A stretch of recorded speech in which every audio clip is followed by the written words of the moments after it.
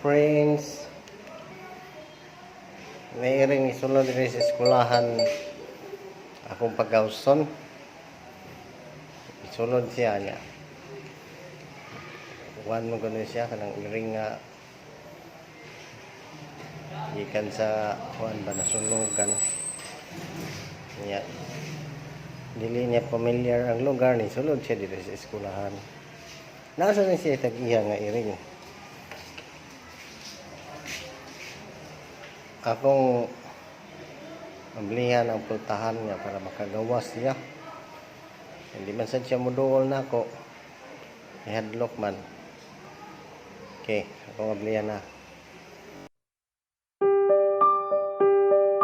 Ming! Ali! Ali, Ming! Itago man ka diha.